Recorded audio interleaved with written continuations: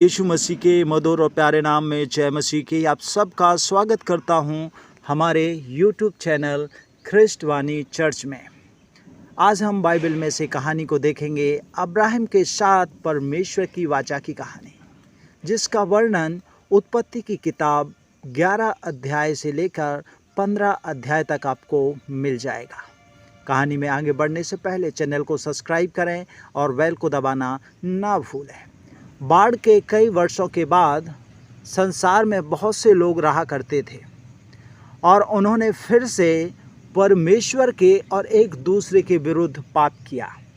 क्योंकि वे सब एक ही भाषा बोला करते थे, इसलिए वे एक साथ इकट्ठा हुए और संसार को भर देने के परमेश्वर के आदेश की वजह एक नगर को उन्होंने बसाया।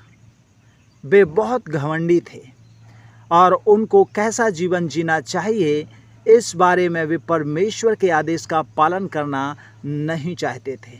यहाँ तक कि उन्होंने एक ऐसी मीनार को बनाना आरंभ किया जो स्वर्ग तक पहुँचेगी।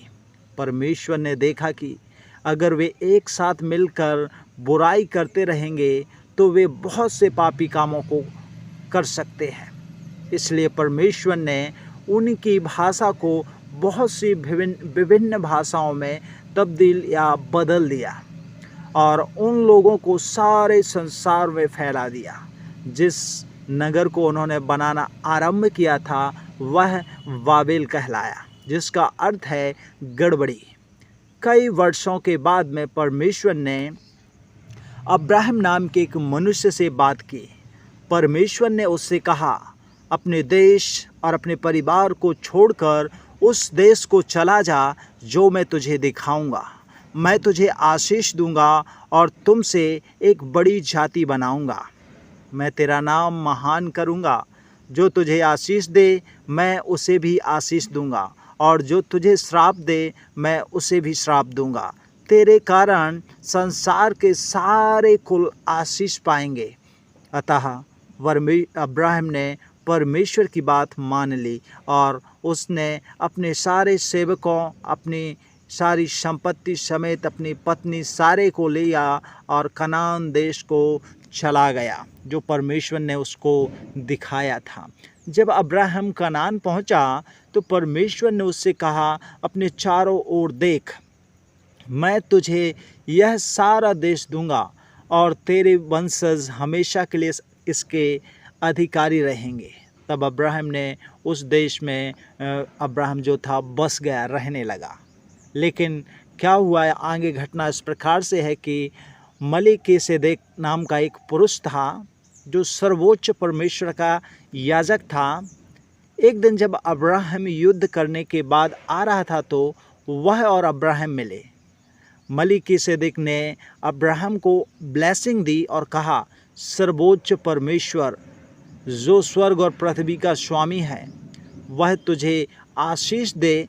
फिर अब्राहम ने युद्ध में जीती हुई हर एक चीज़ का जो 10वां हिस्सा कहलाता है, जिसे आज के समय में हम दसवांश भी कहते हैं, और यह बहुत महत्वपूर्ण है। और यहाँ पर हम देखते हैं कि अब्राहम ने भी परमेश्वर के जन अर्थात एक याजक को, जिसका नाम मलिकिसेदेक है, उसको 10वां हिस्सा सारी चीज़ों का जो उसने युद्ध में जीती हुई थी दिया।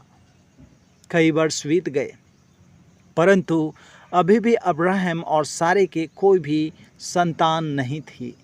परमेश्वर ने अब्राहम से बात की और फिर से प्रतिज्ञा की कि उसका एक पुत्र उत्पन्न होगा और जैसे आकाश में तारे हैं वैसे ही उसके बहुत से वंशज भी होंगे। अब्राहम ने परमेश्वर की प्रतिज्ञा पर विश्वास किया। परमेश्वर ने घोषणा की कि अब्राहम एक धर्मी जन था, क्योंकि उसने परमेश्वर की प्रतिज्ञा पर अटूट विश्वास किया था। तब परमेश्वर ने अब्राहम से एक वाचा बांधी। सामान्य रूप से एक वाचा दो दलों के बीच में एक दूसरे के लिए कामों को करने का एक समझौता होता है। परमेश्वर ने अब्राहम से वह प्रतिज्ञा तब की थी जब अब्राहम सो रहा था, परंतु वह तब भी परमेश्वर को सुन सकता था। जब वो सो रहा था उस समय भी वह परमेश्वर की वाणी को, परमेश्वर की आवाज़ को अब्राहम सुन रहा था। और परमेश्वर ने उससे अर्थात अब्राहम से कहा, मैं तेरे शरीर से उत्पन्न करके तुझे एक निज पुत्र दूंगा।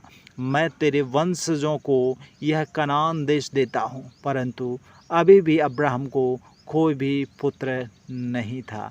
ये रही सिर्फ परमेश्वर ने जो अब्राहम के साथ वाचा बांधी थी उसकी कहानी। आगे हम देखेंगे या हमारे इस वीडियो की डिस्क्रिप्शन में आप पढ़ सकते हैं कि किस प्रकार से परमेश्वर ने अब्राहम को संतान दी। प्रभु आप सबको बहुत बहुत आशीष दे। God bless you. Thank you so much.